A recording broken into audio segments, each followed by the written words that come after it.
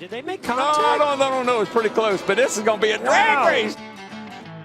Right Look at there, this. moves Wow. him to win it. Carl Edwards, bump and dump and run. Here comes Gordon right up to the bumper again. The bump and run. There it is. Maine to really turn around, meant to Reilly's cage up. Welcome to the Bump and Run podcast. I'm your host, Michael D. White, joined by my best friend, Erik Daytona Ron, the stat man. That is out tonight. He'll be back next week because, well, he's got important family business to attend to. He became a dad yesterday. Big day for the Bump and Run podcast. Big day for the family. We got, like Matt's dad said, a brand new Bump and Run listener added to the fold. And, just a great day all around for the podcast because I hope you had a great weekend. I hope you had yourselves a Tyler Reddick type of weekend. My driver was the big winner down at the Verizon 200 at the Brickyard. Him and his family were kissing those bricks. Hey, maybe someday Matt and his family will be kissing the bricks. Old Jackson Reilly will be a little NASCAR driver at Indianapolis. You never know, but Daytona Ron, how you doing today?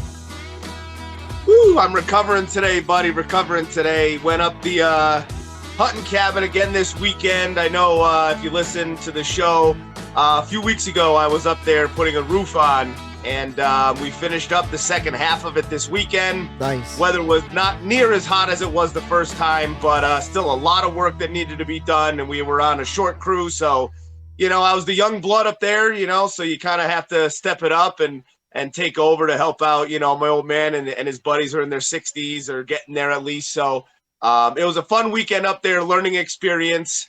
It's always fun to get to hang with your dad and do some manly shit like put a roof on. So I took advantage of that opportunity. But I did sacrifice, my Friday and Saturday of racing that I didn't get to see being up there.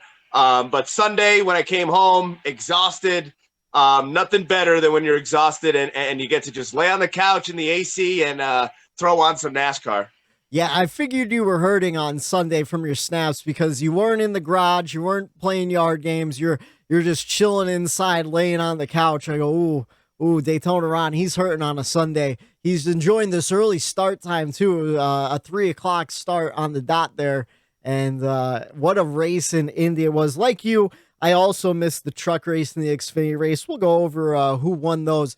But I was doing a little bit of yard work. I've been meaning to power wash the sidewalks for a while. In fact, a couple weeks ago, I don't know if I told this story on the podcast, but I was replacing the front tubes on the tires of my girlfriend's bike a couple weeks ago.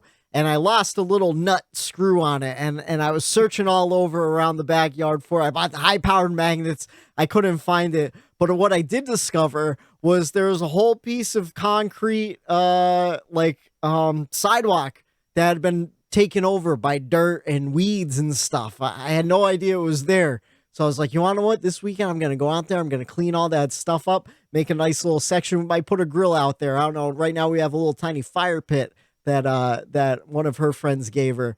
But I was doing that all day Saturday. In fact, Matt, the Statman Reilly, he said, if you guys aren't watching the Xfinity race, don't even bother. It was a boring one. We'll get into it. But first, if you're liking this show, make sure you like, share, subscribe. Of course, on Spotify, Stitcher, Amazon, iTunes Music, all that stuff. Monday nights, Tuesday mornings on YouTube. We got tons of stuff coming up on the show. We got NASCAR news. We got all the racing to talk about, our checkers and wreckers, our race grades, and maybe a little debate later on. And of course, our gambling preview. We've been killing it in the gambling section this year. We've picked 1, 2, 3, 4, 5, 6, 7, 8 correct winners in 22 races. So we're about a third right from week to week. But do you want to jump into the NASCAR news? Get right into it. Got a lot of good news to hear, buddy. A lot of good news for me, especially. We do have a lot of good news. We also have some bad news, though. I forgot to put it on the sheet. You sent it to me. Brett Moffitt out of Our Motorsports in the Xfinity Series. Of course, Our Motorsports, I think they're in like their 4th season now. They've been running that car pretty much unsponsored, and he got the boot. Someone else that's giving NASCAR the boot, Camping World officially ending its sponsorship of the Truck Series at the end of the year. apparently we could see the return of the Craftsman Truck Series. What do you think about that news developing? I know some journalists were unhappy with Marcus Lemonis for kind of lying to them and then announcing it later on that day. But what do you think about Camping World saying goodbye as a title sponsor to the Truck Series? Oh man, it's kind of become a staple when you hear it, for me at least, when you hear of the Truck Series. It's Camping World Truck Series. Yeah. To me, Camping World has done so much for that series and just for NASCAR in general. So hats off to them for what they did and what they put into the sport, and for all those years that they did grow the sport and sponsor it. But Craftsman, that has a great ring to it as well. Oh yeah. And they've kind of been getting more and more involved in the sport of recent. I know they have a car for, I think it's Christopher Bell. Yeah, I think he was on the helmet this week too. And they always sponsor, I think Haley Deegan has a Craftsman sponsorship for her truck. Yeah. So maybe that was their way. Hey, let's get in a little bit, see what it's about, and then if it's all working like they planned, let's take this to the next level. But I would love to see the Craftsman Truck Series. It has a good ring to it, and that's what trucking's all about. Working and tools and grinding. So it does fit perfect. And their cars' paint schemes are always on point too, which I'm a huge, and I think our podcast in general, all of us are big paint scheme guys. So it always helps when they're going to have cool designs. And I would, if they are the number one candidate, I don't know if they were actually, the one yet. I know they were at the top of the list. I'd be okay with that. It's funny because when I saw Craftsman might be involved, I was like, oh, they're dipping their toes back in the water in NASCAR, which is always nice to see a former sponsor return. But also I kind of got confused. I'm like, man, Craftsman's still around because Kmart's pretty much dead. Sears is dead. Those are the two places I remember getting Craftsman as a kid. Like, oh, you go to Sears for your Craftsman tools, lifetime warranty, all that stuff. It actually made me Google Craftsman. I'm like, where can you even buy Craftsman right now? They're available at Lowe's. So maybe this is the way of them saying like, hey, we're still around. Those retailers you knew us for, they might not be here. We're still here. We still got that lifetime warranty type deal. And just always glad to see sponsors returning. Something I'm also very excited about. Speaking of made in the USA, USA Network is debuting Race for the Championship on September 1st. It looks like it's going to be a Drive to Survive style docu-series, and the preview looks fantastic. We retweeted it on our Bump and Run pod on Twitter. We retweeted that a couple days ago. Did you watch the trailer? Oh, that trailer. At first, when you guys were talking about it and sent it over, I was skeptical. I'm like, okay, we've been down this road with the Kevin James thing. We've been down this road with some, and I'm just like, the Austin Dillon show. Yeah. I'm like, oh God, do I even want to open this link that you sent me? And I clicked on it, and I put the blockers on and just gave it my best, most least, biased, watch. Yeah. And I'll tell you what, man, I got a little shiver on the old forearms there. It gives you the goosebumps. Because I think for once, I'm getting goosebumps talking about it. I think they're going to do something good here with this. I really, really do. I think so too. And especially since it's on USA Network, like mainstream type TV, especially like USA Network has a long history of like playing like SVU marathons and stuff like that. They would always play like kind of like, I don't know, weird reality TV shows after like WWE and stuff. If they start throwing this NASCAR show on after WWE Raw, that's a whole other audience that could get exposed to NASCAR. Just like F1's been exposed to younger people on Netflix. And if you could get on like, I'm sure it'll be on Peacock and stuff, but if you could get it on Netflix too, just really broaden the horizons of all the different, just eyeballs you could get at this on. I thought it looked really cool. If you didn't watch it, definitely go check it out. There was one quote that I thought was absolutely amazing. Gives me chills thinking about it. It's Corey LaJoy. And he says something along the lines of, he's like, yeah, we think about death, but I got a life insurance policy and it's paid to date, I'm like, wow, that's pretty badass. Like they know the risk, and then like Kyle Busch's wife, Samantha, she's like, I hate racing. And like, you could tell, like, it really does shake her like to the core. Her some on of those the pit wrecks. box? Yeah. When she's on the pit box, Nervous and wreck. like Kyle is in the top 5, let alone the top 2 are leading. Mhm. You could just see the nerves, like, because when you're up there leading, and especially in today's world, the way that these people are racing each other, these drivers, Oh yeah. you're almost going to be guaranteed to be hitting and smacking that wall if you're in the top 3. Oh, yeah. Come the end of one of these races this year. Especially at shorter tracks like Martinsville. And speaking of Martinsville, they're planning to do a little bit of remodeling. I saw this today. They're going to be making some adjustments to turn 1 and 2, going to be removing some seats and adding a new fan zone. You were never down at Martinsville, were you yet? No, I was not. The Vavs were just down there this year and saw a shitbag of a race, which, that's sucks, man. I felt so bad, but no, that's definitely on the list of races that I got to get to soon.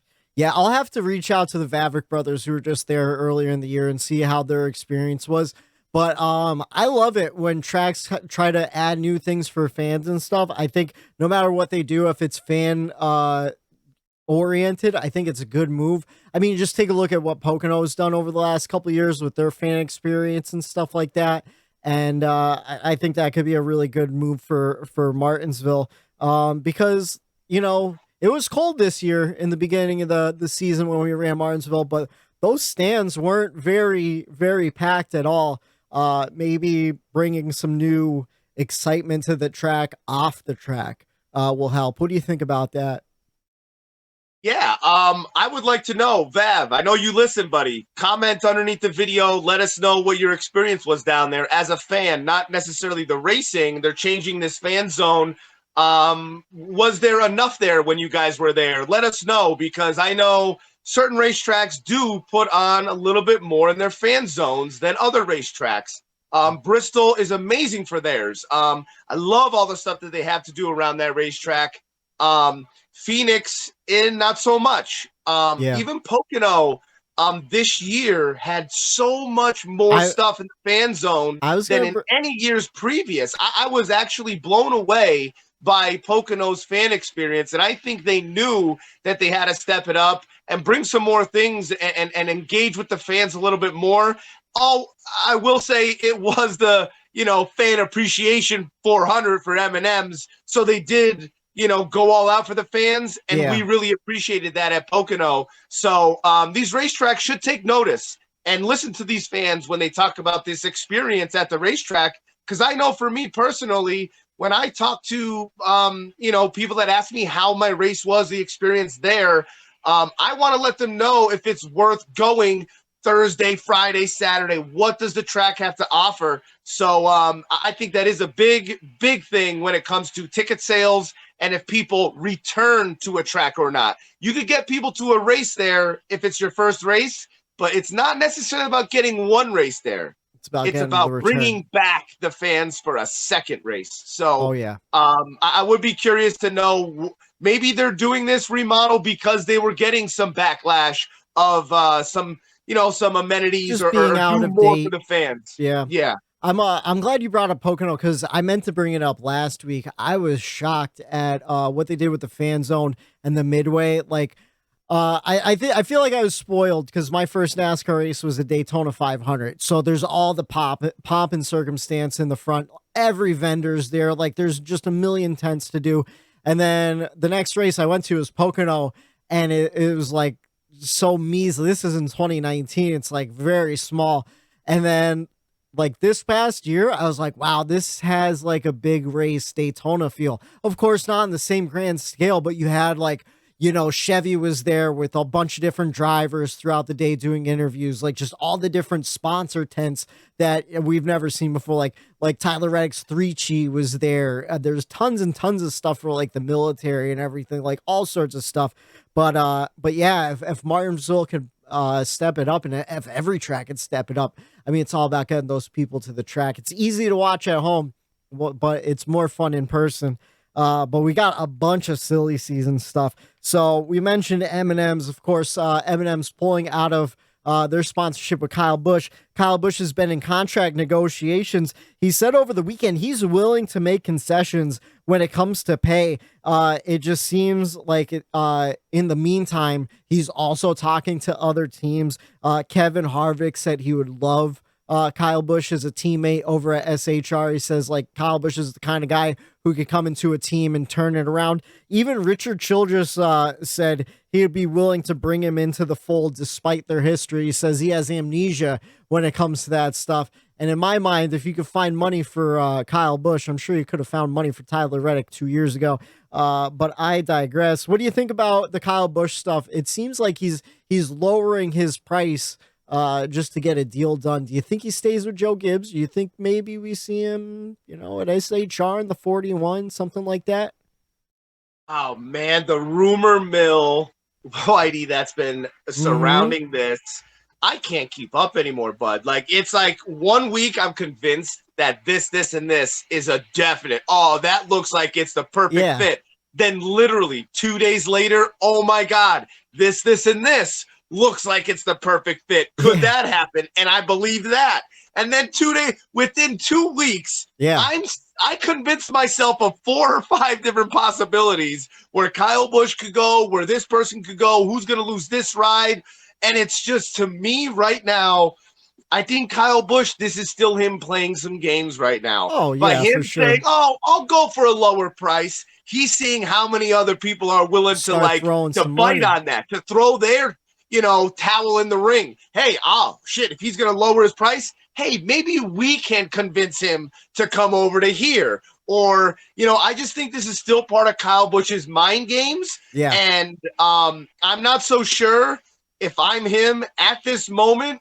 I play these mind games. I know he has every right to. I get it. He, his resume should give him this contract he wants alone, but at the same time, it is a business. Yeah. And if they can get somebody that is younger and just a little bit cheaper, they're going to do it. And so there comes a certain point in negotiating, if I'm Kyle Busch, where he's holding on a little too long, and then he gets into those murky waters of, okay, you wait a little too long, bye-bye, see you later. And then now he's scrambling to find a ride because the other people thought it was too late as well, and they already started talks with somebody. Now he doesn't have his old ride. Now the rides that he was going to get, they're already taken, and here's Kyle left with no money when he wanted it all. It's like when you're launching a boat, right? And you're pushing into the water. You're not on the boat yet. You're ankle deep in the water. And then you jump on the dock and you got that string and the boat's just kind of floating away. And that string gets longer and longer. And those shins get wetter and wetter. You're going to get your pants wet if you wait for that boat too long. You know what I'm saying? And I think he's soaked already, I think. You know what I mean? That's where I'm getting nervous actually right now, is the fact that, okay, his tactics have changed. Yeah. Whether or not that was planned or not, when any of these tactics change and he kind of let go of them diamond hands, guess what? That's a tell that something isn't going his way. Yeah. And that means, any possibility is out there now. Like I want to put my thumb on it again and roll with what I think, that it'll change in 2 more days. I just think right now, Kyle Busch needs to get it together. What do we have here? Oh shit, we got Kyle Busch does need to get it together. That's the only reason I jumped on to say that. We got a stat, man. I got to get my screen together because we're live production, baby. Oh no. We have live. He's buzzing in the feed. So the dad man, Matt. Matt, the dad man. I gotta be quiet. Little dude's sleeping. You got a baby asleep? So what's going on? Nothing, man. What are we talking about? We're in the NASCAR news. We're talking about Kyle Busch and silly season right now.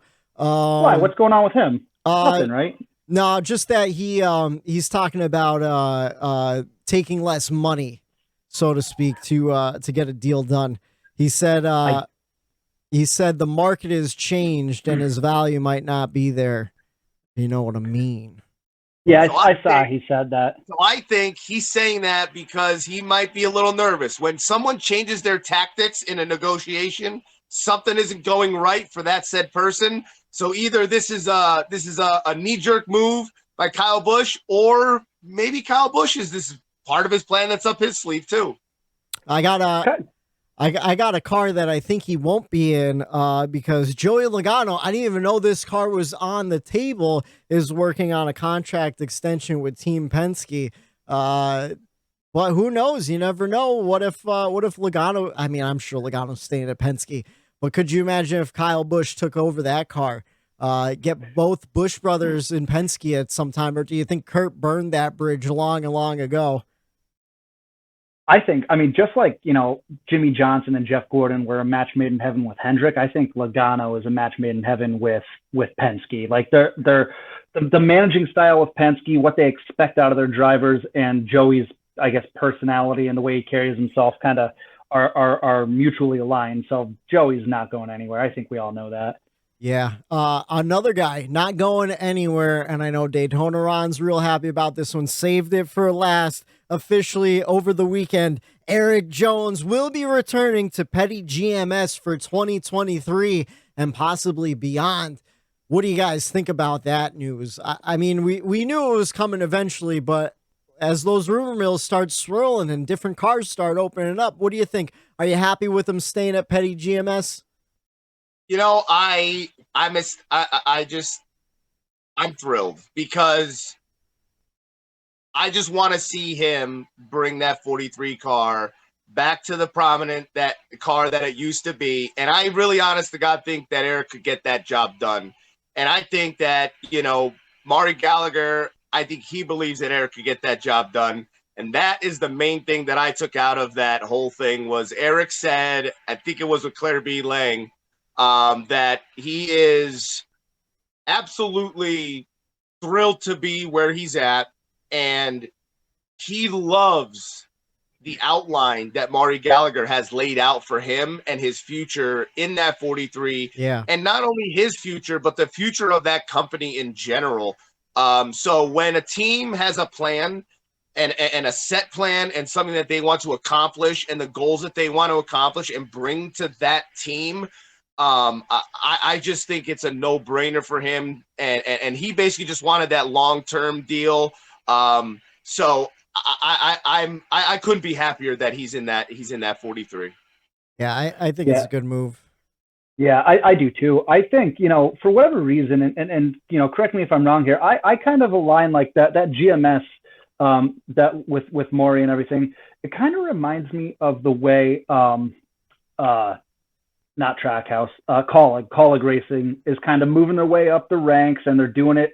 It seems just like in a smart, systematic way, and they're paying off. And obviously, the way Erik Jones is running this year it's better than last year, right? And I mean that's obvious. So that's not even a debate. And he's up 10, 11 spots from where he was at this point last year. So that is a drastic jump in 1 year.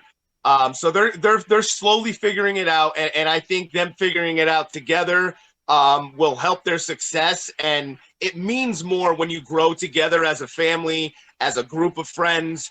Then you want it more. You want that other guy. You want to win for not only your driver, you want to win for your gas man, for your jack guy. You want to win for everybody when you grow together. So I think they're going to build something special over there. Is there anything in the rumor mill as far as who's going to pilot that 42 and be EJ's teammate? Gregson was the only one that I've heard in the rumor mill or read in the rumor mill. Yeah. Gregson. Yeah. I remember. Okay, yeah, that jogged my memory. But a lot of people are searching for charters right now too, so you never know. It might be worth it to sell or lease one of those charters and see what happens. But speaking as growing as a family, I broke the news earlier in the beginning of the podcast. But Matt, how's your family doing? How's Steph and how's baby Jackson on this? Was it second day now? Second day. Yeah, he's about 36 hours old now, so he's doing great. He's awesome. Mom's a champ. She's doing good herself, and he's everything we could have hoped for. 10 fingers, 10 toes, healthy. All vitals are good, and We go home tomorrow, and I can't wait for him to meet. If you guys are, the listeners, if you're long listeners of the show, you've heard my dog Chase barking in the background, and that's he's Jackson. So it's Jackson Eli is his name. He got to meet all the family, yesterday and today a little bit, and I think the most excited I am is for him to meet Chase, my dog, because I think it's gonna be super interesting. But I can't wait to get mom and baby home and start that journey at the house. That's great, man. Really, really happy for you guys. Glad everything's working out well. And I was laughing. Your dad joked we got a new bump and run listener in the fold, so you got to start him young. And I'm gonna set up a YouTube account just for him, so we get an extra view every week. That's what I'm saying. Like, share, subscribe, get him on Facebook so he can share it to all your family members and stuff. Yeah, I gotta get a bump and run onesie for him. Oh, you want to what? I'll go on the website and see if we can make him. In fact, if you want a bump and run T-shirt, you can go to Redbubble. I'll share the link down below in this episode too. We never plug our merch, but we do have T-shirts and stuff, and maybe we'll have onesies by the end of the week. But how about you, man? How are you feeling? I know this morning we talked to you. You got what, like 2 hours of sleep? Did you take a dad nap yet, or what? Yeah. So what they say is real. Like there's little to no sleep, and it's not just from the baby getting up every hour and 15. But I mean, we're in a hospital. Like, I can even show you. That's the chair that I'm sleeping in. Yeah, it's awful. I've been joking all day about it, but I'm serious when I say that I've had better sleep in the infield of Pocono than this place. So but which is funny because last year in the infield of Pocono, you slept in the bed of your truck on a cot underneath the canopy tent. Yeah. It was 10 times more comfortable than that chair. So we're making do, though. It's not about me. It's, I'm here as the support person. So, but they're doing good. Like I said, can't wait to get them home. And we got to watch a little bit of the race too. I had to watch the NBC highlights this morning to kind of, get myself together, but I liked what I saw. I don't think it's fair for me to give a race grade because I didn't see the entire race through and through. But from what I did see, there was a lot of crazy action. Yeah.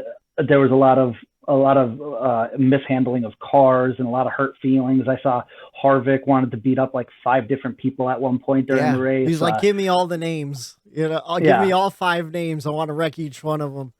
Do you have time to stay on for a little bit? We'll go through the checkers and wreckers with you.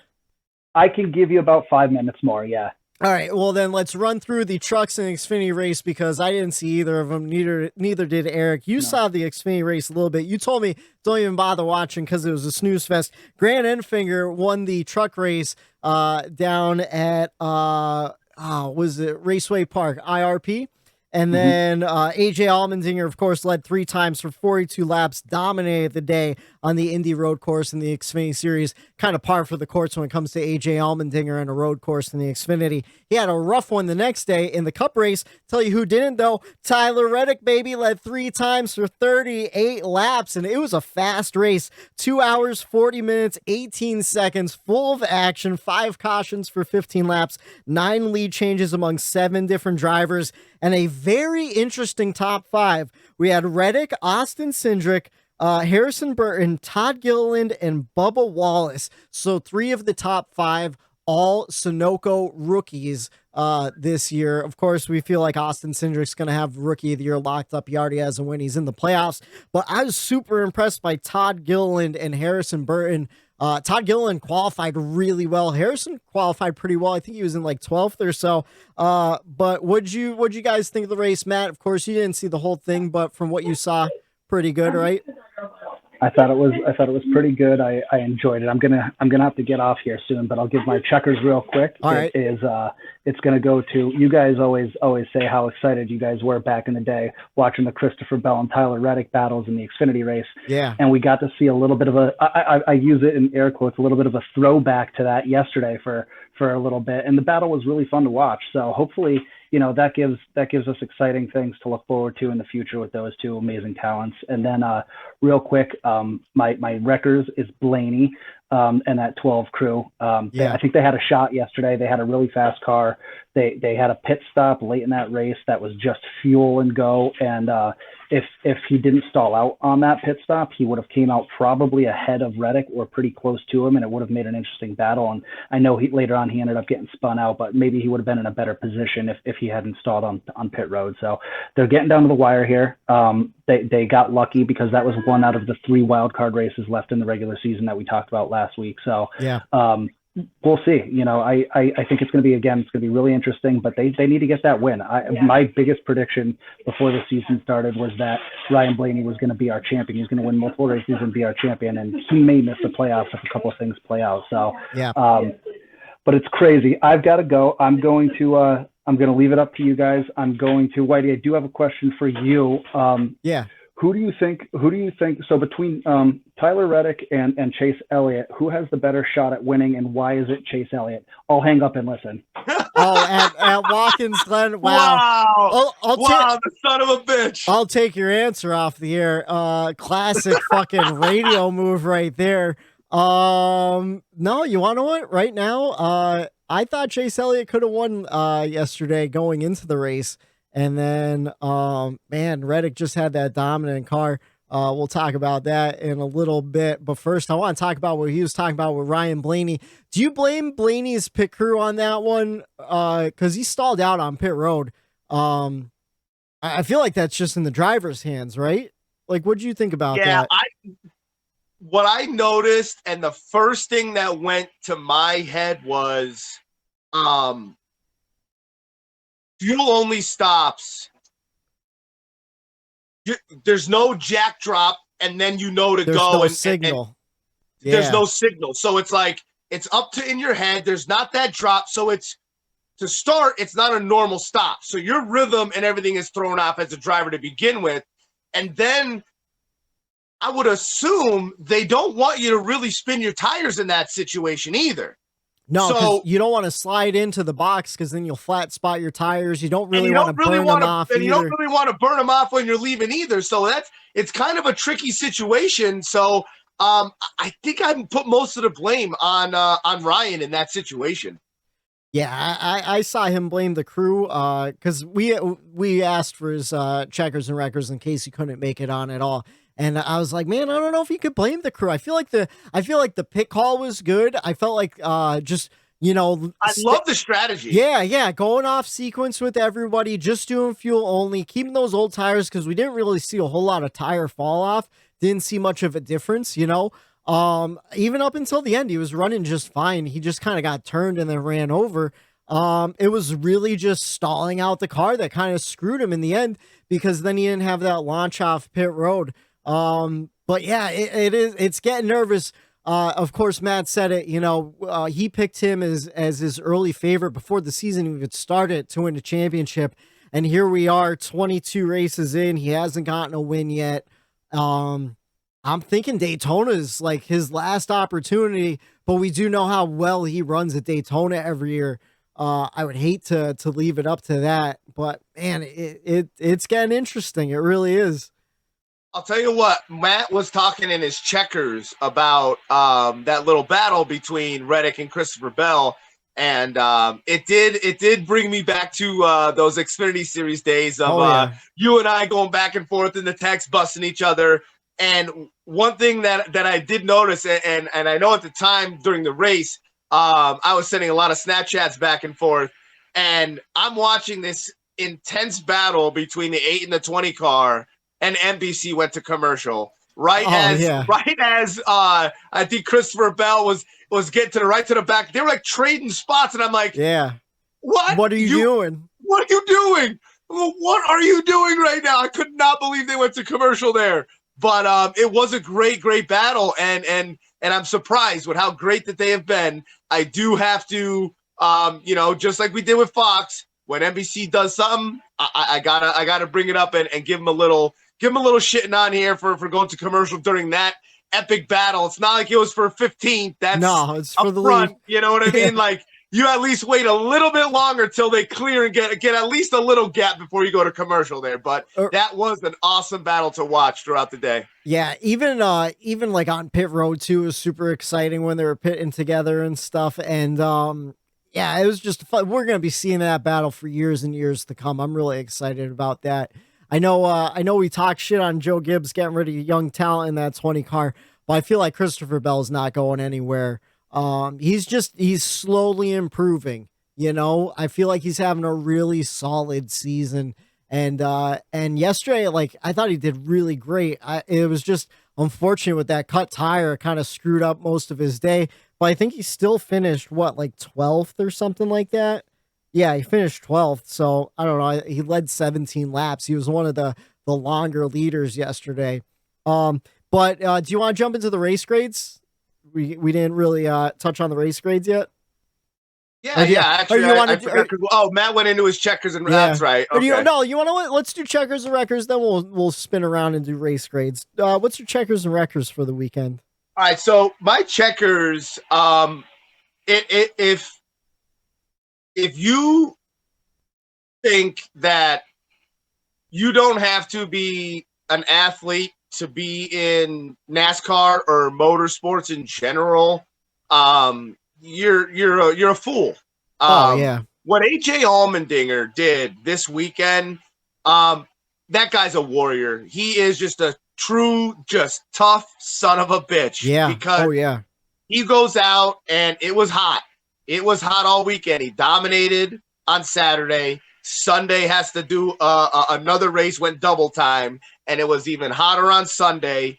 And at one point, he radioed to his team like, I'm not gonna make this race. Like, I'm gonna quit. Yeah. And the crew chief, they calmed him down. They kept him cool, calm, collected, and he's like, I don't know if I could do this. And he's battling for the lead. Yeah. At this point, at the end of the race almost. And he is saying, like, you could tell too that he's like, his head, he is just pure exhaustion, and he's in the battle for the lead. Yeah. And he finished the race. He did not quit. He got out of there. They had bags of ice on him. They came over with waters. That to me just shows what these drivers put themselves through for 36 weeks out of the year. Yeah. And I just find it appalling when certain people talk down on the sport and the drivers and the people that are in those cars, that they're not athletes or they don't deserve to be a sport. When I watch what he did this weekend, I would put it on a NASCAR driver. Nobody could do what they do, especially on those hot days. So AJ Allmendinger, you get my checkers for being a tough son of a bitch this weekend. Yeah, and to add to that too, if you missed it on the broadcast, he had a cool suit on, which pumps cold liquids through a bunch of tubes in his suit to keep it cool. His was broken, and I didn't realize when it breaks, the liquid's in there, and the liquid just heats up inside of your suit and everything, where I forget who the driver was. I want to say it might have been Harrison Burton, one of the younger guys. He said he had a suit break in an Xfinity Series race, and it left burns on his body because the liquids are heating up so much. And we would hear stories about that all the time. Like on real hot races, they would throw like bags of ice on their seat, and then it would melt and get underneath the metal seat underneath the cushion, and the water would start to boil inside the cockpit of the race car because of all the intense heat, and you would get burns on your legs and your butt and stuff like that. I thought it happened to Kyle Busch recently where his broke and it was sending hot water through and he was getting burns, but he was able to, there might have been a red flag or something crazy, and he ended up changing that shirt out because it was legitimately burning his skin because it was not working correctly. So on one hand, life-saving and altering during a race, but if it's not going right, man, could that make a day miserable. Oh yeah, that's a wreckers all day right there. Right. But how about your wreckers? What's your wreckers for the weekend? Man, my wreckers, it goes to Hendrick. They just cannot seem to get this bad luck. I mean, besides Chase, Yeah. You take him out of the equation in the last month, Hendrick is struggling bad. Really bad. And I think they should be grateful that Chase has done what he's done in the last month, because if Chase doesn't, man, are we talking about what happened on this through the summer and this back half of the regular season for Hendricks. I know they're fast. I know they bring great cars, but man, recently Bowman's been in the back. And guess what happens when you're in the back? You get caught up in the stuff you're not supposed to get caught up in. And their races just have been awful as far as everyone besides that 9. So the Hendrick team, I know a lot of it is out of their control with getting into other people, but it doesn't matter. Something is off to put them in those situations, racing in the back of the field there. I just have to give it to them. They need to figure something out there and start giving some of these good parts to the other cars besides the 9. Yeah, I think the 9's just getting lucky, like you said, and not starting in the back like some of these guys. I mean, Larson's been qualifying pretty well, but then 35th yesterday, 5th at Pocono, 14th New Hampshire, 13th Atlanta, 3rd Road America, 4th Nashville. Like, it's just the up and down, and when he does finish in the top 5, it feels like he's not really a factor to win in the top 5. It's weird. It's like a weird when those cars run well. It almost seems like it's for a stage, and that's it. And then it's just like, okay, what happened? Like they won't be there all race long, and then they show up with 20 to go in the top 5 for some reason.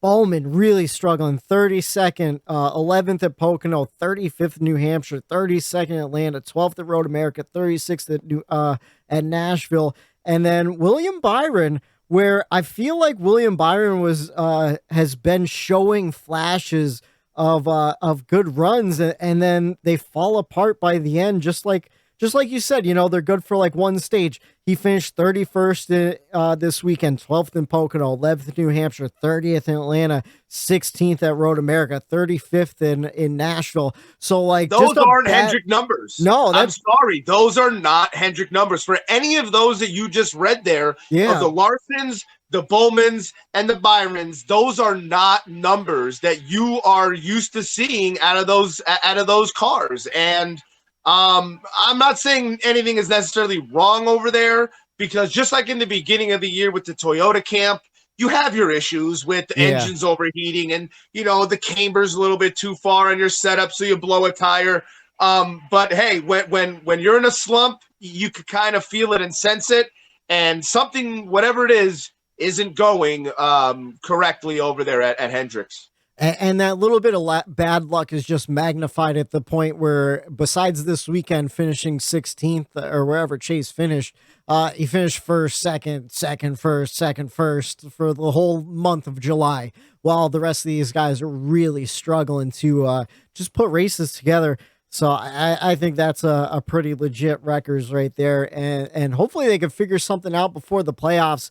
I thought that wreck that Kyle Larson wreck was a big hit.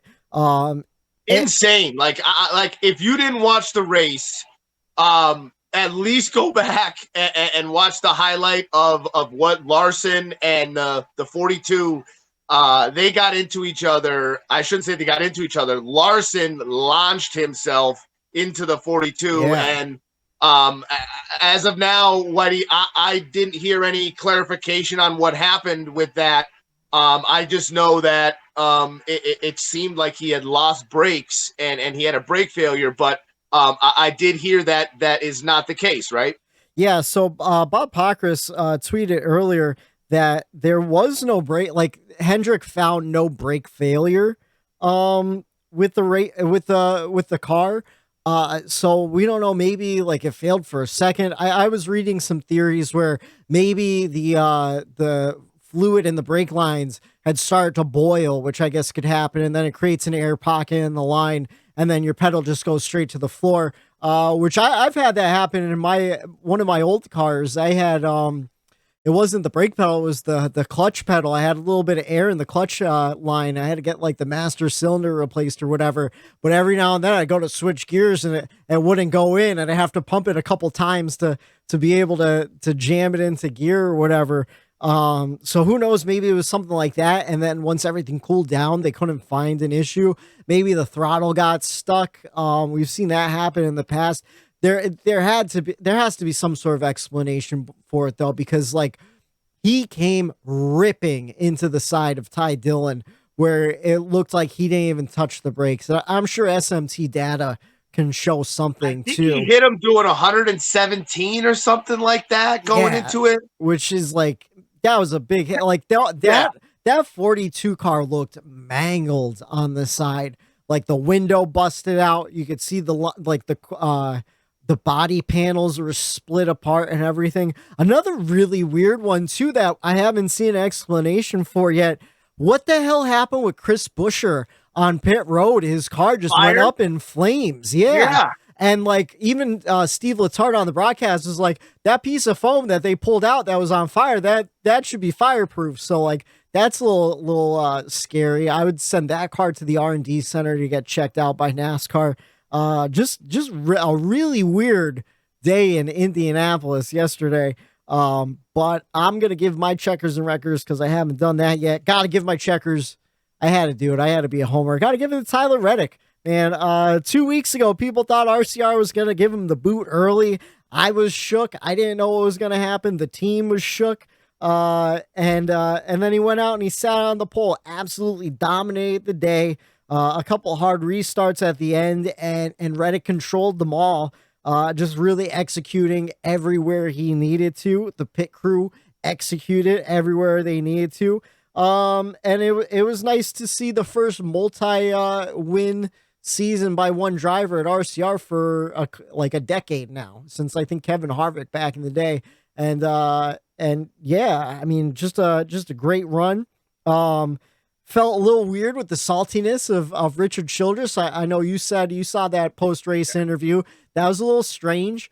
You know, he threw some shade, but he was also smiles. I mean, he's a winning car owner, so you got to be happy with that. The driver's giving 110%, the crew's giving 100%. So like, I don't know. I feel like just a good day overall. And wins will heal wounds. What do you think about the Richard Childress situation? I'm fascinated by this storyline over this whole month now. Well, I mean, I did text you right afterward, and I'm like, dude, I go, that was an awkward, post-race celebration / congratulations. Like, it seemed like Reddick was standing there, like he was waiting to like get a handshake or congratulations, or for him to actually turn to him and say something to him. And he blatantly just ignored Tyler Reddick. Yeah, like just ignored him. Weird, and dude. Reddick just walked away. He's like, oh, okay, I guess this is it. This is how it's gonna be.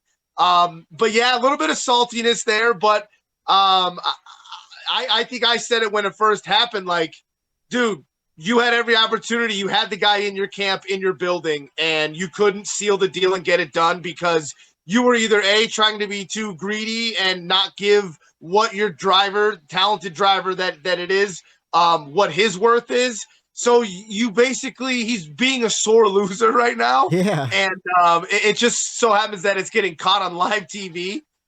Same thing with the Gibbs situation and Kyle Busch after the race when he went and he tapped his, and it's just like, dude, like Kyle ignored Joe Gibbs. So like, you know, it's a little bit of role reversal as far as owner and driver in the scenarios, but nonetheless, it's always interesting when you get an inside look on how that goes down when there's turmoil or something shady, or what one person or an owner doesn't like, or a driver. You get to see that, and you get to feel that ickiness of the situation as well, and sometimes that's pretty cool to see.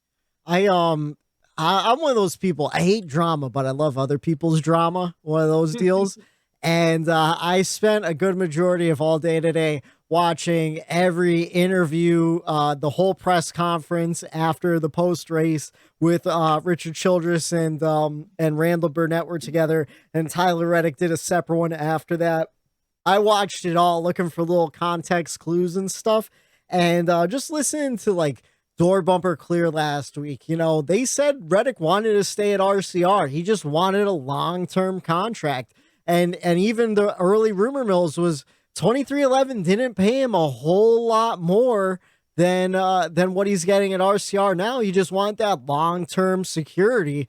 And it's that loyalty, that commitment, and that's like with Erik Jones, like that's what he wants. Basically, what he's saying is, hey, lay out a plan for me, lay out a future, and if I like that, I want to be here for the future. So apparently it seems like, RC didn't do that, and it just like he let that slip out of his hands, and in a way that kind of comes off as like old boomerish kind of acting in a way, like, oh, I'll find the next younger, better thing. But after the fact that it happens, now they want to bitch because they can't find that next thing, and they know they got screwed. So they, it's just salt in the wound.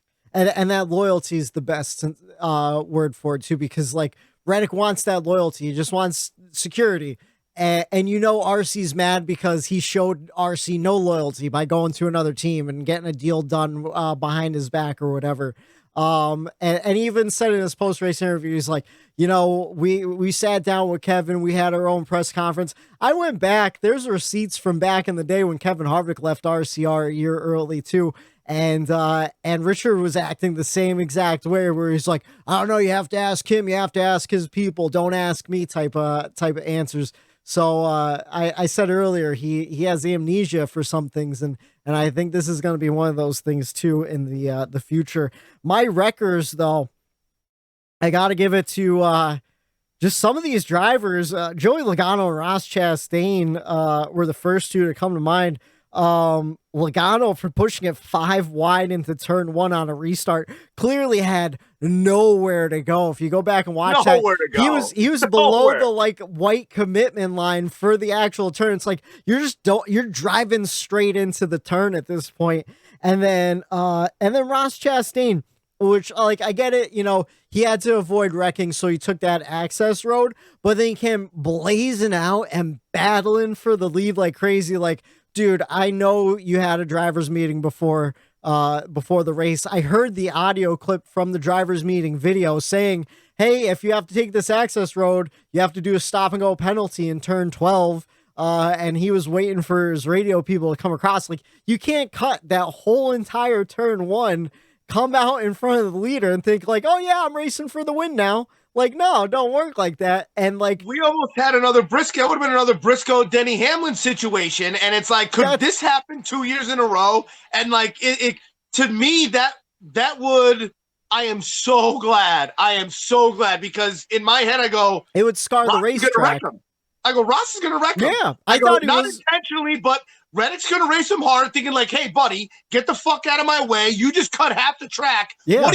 Why are you racing me this hard right now? Like, what are you doing? And if he wrecked Tyler in that instance, I, honest to God, was going to immediately go to your house and make sure that you were okay. Because you, like, if it happened again, it would have been a full-on brawl. It would have been a full. Yeah, it would have. There's just no way. There's no way you would have been okay. You would have been devastated. I was worried for you in that situation. And like, I'm just watching them battle, and Austin Cindric's getting closer and closer. And he's a great road course racer. Like, he's making up ground. And like you said, all I'm thinking about is last year with Chase Briscoe and Denny Hamlin. Same exact scenario. Late race restart for the win. It's like, man, like then it creates this like bad cloud stigma over the Indy road course, where like we'll talk about it later, but like went in where a lot of people online are like, we should be racing at the oval. Why are we racing at the road course?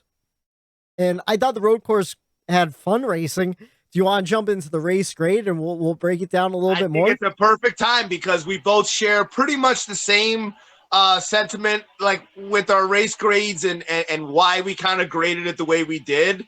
I'll start. I gave it a B+.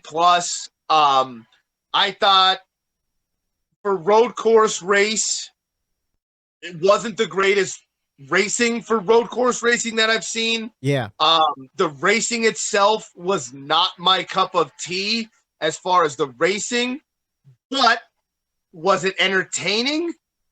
Oh, yes, it was entertaining. Like edge of the seat. That's where it got so hard for me because those first, let me dial this back here. Yeah. Those first 4 laps might have been the craziest first 4 laps of any race that I've seen. It was just pure mayhem, mayhem, mayhem. Yeah. And it was just like one thing after another. I'm Snapchatting you going, oh my God. Oh my God. Oh my God. If this is how the racing is going to be all day, I don't know if I was going to be able to handle that. No. It was like, and for the most part, it was like that for the majority of the day. And yes, I don't like or condone that style of racing as far as to piggyback off of what you said for your wreckers. There was a picture today on Twitter someone took of turn one and all the cars going and the direction they're in, and then there's just Logano, and they circled him with an arrow saying, where do you think you're going? And that was turn one all day. And it's like, that ruined the race for me. It was entertaining. It made the race very entertaining. But as far as racing goes, man, it just ruined the racing. Like, I thought if you don't have that turn one incident there, I feel like the battles were still there. Reddick and Bell going after each other, and the different pit strategy and stuff like that was exciting in itself. It was all there, but I still think, just like with Pocono, the DQ overshadows the great race that we saw. And even this now, it almost like that turn one and just the aggressive and just diving in there and dooring everybody, it almost takes away from what Tyler Reddick actually did at the end of that race, which was get through that gauntlet, get through every single one of those restarts. That's why, like, when you put him as your checkers, by all means, that should have been your checkers, because he was a possessed man out there, and he had to get through all of that bullshit, and he did. So, like, without the bullshit in turn one, would it have been a better race? I don't know, but I didn't like what I saw as far as the racing there. Like, I think we could go to a different road course and get better racing there. Yeah. This was more of like, hey, let's entertain the fans and get some drama. More, it felt very manufactured or something. Like, it didn't feel like a smooth race. I don't know how to explain that. There wasn't a whole lot of flow to it. Yes. I know what you mean. I gave it a B-. I said it was super entertaining, but I don't know if it was good entertaining, just because of all the chaos that we brought up. But I do like beating and banging. Like, I enjoyed last year's road courses a whole lot because we did see a lot of beating and banging. And we saw a little bit of that yesterday, but we also saw like 8 wide. Like, they treated turn one like it was turn one at Pocono, just fanning out as much as you can. And there's way less real estate than there was this week as last week. It goes into a legit, like, 90-degree turn. Yeah. That then goes into a real quick S turn, and it's like there's no way, and multiple, not just Logano or Ross, multiple drivers. It was just everybody went straight into the side of all the other cars with no intention of ever slowing down, because guess what?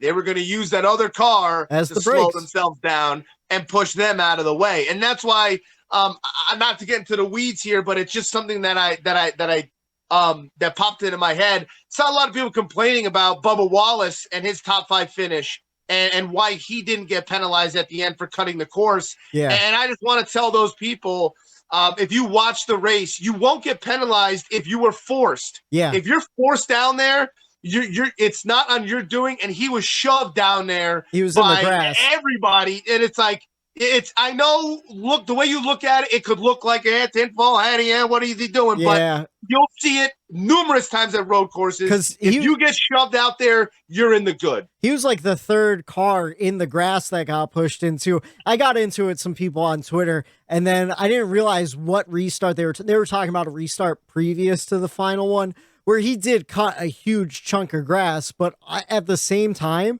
there was just mayhem. And that was the one where I believe where Erik Jones just did a complete 360 and kept going. Like everybody was wrecking. Like there's no way to get back onto the course without hitting somebody else unless you cut that deep, you know? Right. And I think NASCAR deems that like when there's that much mayhem and everybody is pretty much slamming on their brakes at Like that how point do you in even time, police it, you know? You don't. You just say, okay, we're not going to throw the caution. Let everybody get back on the racetrack. And that is essentially your penalty, that you just went through the grass and you went slow, and like it's not like he cut it and when everyone was in single file and no one's wrecking around him and he just gained that. He didn't gain anything. Certain drivers didn't gain anything from that. You know what I mean? It's like I kind of like the way that they policed it in a way. Like Ross Chastain was like far back and just kept going straight on a road and cut in front of everybody. Like those guys, because I think Bubba was in it. I'm pretty sure AJ Allmendinger was in it. A lot of guys were just having to drive through the grass because they ran out of room, because again, pushing it 6-7 wide going into turn one. Excuse me for that. But yeah, it just absolutely insanity. Was it entertaining to watch? Absolutely. Was it a great race? I mean, I don't know. And that's where it goes back to you talked in the beginning of the show with the WWE. Like it's so similar because the fans there for WWE and USA Network, you have those fans. They would probably love NASCAR because guess what? In wrestling, you have the storyline and your character that you like, that you follow. Yeah. And that's the same thing in NASCAR with your driver and sponsor. And you know, the wrestling fans, they like the storyline, but you know, they like a good match too.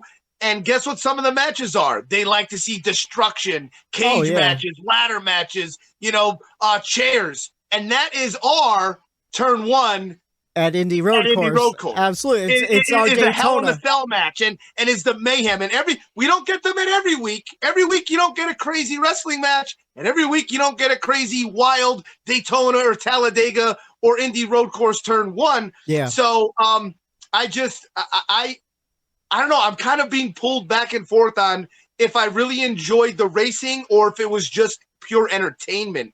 And that's why I kind of went in the middle with my grade because yes, it was not a great race, but it was entertaining, and I do take that into consideration. Yeah, that's why I gave it a B-. I wasn't gonna give it like a C or a D or anything, because it was a fun watch. I enjoyed watching it. It was a quick race. Obviously my guy won, so that made me super happy. Won some money on FanDuel also, which like I was on the edge of my seat thinking like, oh, should I cash out? Because I got him at 1,000-to-1 odds or plus 1,000, and then after qualifying it jumped to plus 500. So I was already making money if I cashed out early, no matter what. And it was like, it was up, like getting close. I'm like, nah, if I push, I'm going to push it. I got to roll it on my driver. So that was some excitement there. But I'm interested to see what happens at Watkins Glen, because I feel like so far at the real purpose-built road courses, it's kind of been meh, like decent racing, but like kind of spread out or whatever. I wonder if that'll happen at Watkins Glen. I saw someone on Twitter, I think it was Slap Shoes, who does a lot of great YouTube videos on here. He said, is it just me, or do Roval type courses just produce shit shows compared to purpose-built road courses? So I'm kind of interested to see what happens in a couple weeks going into Watkins Glen, if it's much more tame, or we see a lot of high speeds at Watkins Glen. It could get even crazier going into their turn one too. So who knows? It should be really exciting. But that's pretty much all I have. Looking at my race notes, the only thing I have to say, like Bubba had another solid day, another top 10, got a 5th place finish. Thought that was great. I think that's his 3rd top 10 in a row. So good things happening at 23-11. It seems maybe that pit crew swap did really help, because him and Christopher Bell haven't had issues since they were down at Atlanta when they first made that first switch, and Bell lost that tire. Again, we kind of mentioned it, Harvick getting caught up in someone else's shit for the 2nd week in a row. Just unfortunate for him. He was flipping out. He wanted to know all the names of all 5 drivers that were involved. And where's MTJ been? You know, like we I picked him to win too, and I'm like, yeah, you like MTJ, you need this. You like, it's crunch time, buddy, and like here you are, road course, one of his specialties, and I really, really thought he had a good shot, and that's like I went with my gut on that pick. Like, yeah, okay, usually towards the end of the season too, he will sneak out that win and get the job done to get in there and figure it out. And man, he is just. I don't know. It just seems like when you get up to the age that he's in, that's when you really just start to lose it, I feel like. And I don't know if the passion is there. Like you hear, Harvick's crew chief, Roddy Childers say like, I've been in this sport 20 some years and I think my skill level and my ability to give it my all and really learn this car is gone. Yeah. And I think some of these older drivers, they don't want to really put the effort and the time to really dial this car in either. So yeah, he's just struggling big time right now. Disappointing. Yeah, started 25th, finished 21st, been qualifying terribly at these road courses all year long. And it makes me wonder why he's coming back next year. Like I know we were speculating for a long time early on, like, oh, will Ty Gibbs take that seat and stuff? And you hate to see Kurt Busch out for another week with concussions, but Ty Gibbs still performed. He got a top 20, which for his second Cup race ever, completing all the laps. Like that's enough in my eyes to be like, okay, this kid, he might not be ready, but if need be, he could rise to the occasion. I don't know. It just makes me wonder why Martin Truex Jr. is kind of sticking around, Tinfoil hat. He seems like the type of guy, just from, being friends with Dale Jr. and the conversations I've heard over the years. Yeah. He seems like a very laid back guy. So I could see him not wanting the whole hooting and hollering all year long for him at every racetrack. And at the end of the year, I could just see him saying, hey, you know what? It is what it is. I'm hanging it up. Thank you. And walking away like that. Kind of like Carl Edwards situation where he just ups and goes and doesn't want the hoopla around him and just wants to continue with his world that he's in now. And it's just the type of guy he is. I could see him pulling one of those. Yeah. So that's all I have for the race. But speaking of retirement, if you don't have anything else to add, do you? Mm-mm. Speaking of retirement, everyone loves to talk about the first place winner on a Monday, Tyler Reddick. But here on the Bumper Run Podcast, we also like to talk about the last place driver. And unfortunately, he is supposed to retire at the end of this season. Although the rumor mill is he might be back in the 10 car yet again next year. One Aric Almirola, he got wrecked out in the beginning of stage 2. Only completed like 30 some laps or so. Just unfortunate. And he's one of those guys that he's been kind of a sleeper here and there throughout the year, and usually he's pretty decent at road courses and short tracks. So just unfortunate that he got last place there. Don't really have much to add. I don't remember seeing the wreck. Do you remember what happened to him? I think him and Larson got into it. Okay. All right. Yeah, I think it was a multi-car situation. Yeah.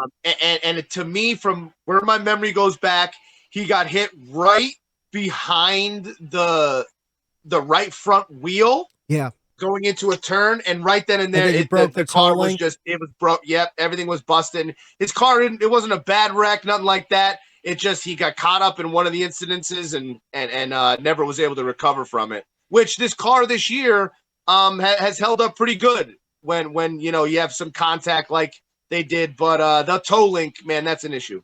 Oh yeah, I know they beefed him up since the beginning of the year. They seem to be stronger, but still, it is an Achilles heel. I think that's one of those incidents. I might have walked away for like a minute and just missed, because even during the race, I was like watching the ticker. I'm like, really, Aric Almirola is out already? And like even in the moment, I couldn't remember. But yeah, that's all we have for the race weekend. I have one pick a lane for today. Pretty simple one. Choose Cone is out. Should we keep the road course or give the next gen a shot at the Indy Oval? It seems like it's already been confirmed next year we're going back to the road course, but the Oval is still on the table for 2024, which I believe is the 30th anniversary of the Brickyard 400. So maybe we'll see something with that. What do you think? Do you think we should keep the Oval or keep the road course? I think you nailed it when you were talking about are these oval type man-made, road course races. Are they set up for that kind of disaster and mayhem?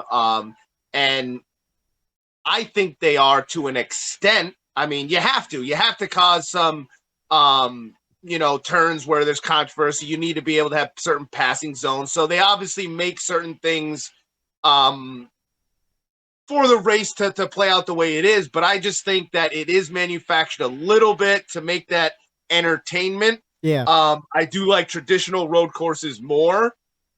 But I would like to give this new next-gen car a go on the oval. I don't have anything really invested in the oval as far as a fan of it. The nostalgia going there, like, oh, it's the Brickyard, kiss the bricks and all of that. Oval or the road course, I'm not so certain we would have seen anything better if it was on the oval versus what we saw yesterday. So to me, it's up in the air. I would have liked, okay, we have back-to-back years there. So how about we do go back to the oval? With the talk about change with the schedule and going here, going there. Well, how about every 2 years it flips. 2 years on the road course, next 2 years on the oval. Next 2 years on the road course, next 2 years on the oval. Do something along those lines. I wouldn't be upset about that because then you make everyone happy in a way. But what do you think? Yeah, I'm kind of in the same mind thought where I would like to see it go back and forth, do the road course a third time next year, go back to the oval, see how that goes, and then kind of assess from there, maybe go back and forth once every other year. Because I don't mind the road course. I feel like they're still figuring it out right now because, again, last year was the first year we did it.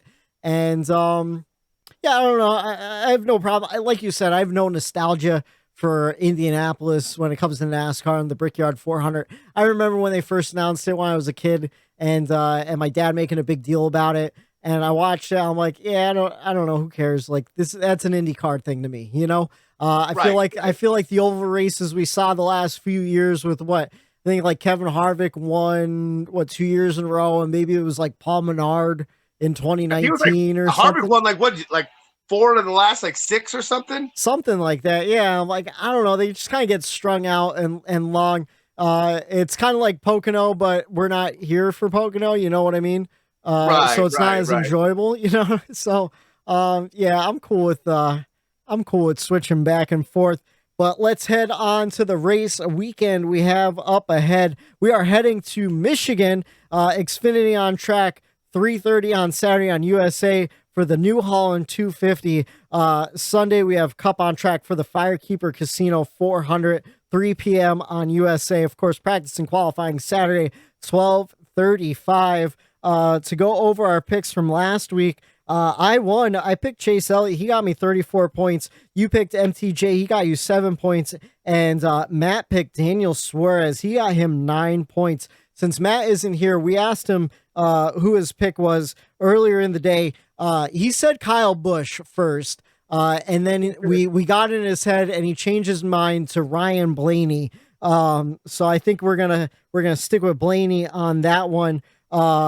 Even though Ryan Blaney is only plus 1,200. Going through the top 10 here, we have Christopher Bell, Martin Truex Jr. at plus 1,500. Ryan Blaney, Tyler Reddick, William Byron all at plus 1,200.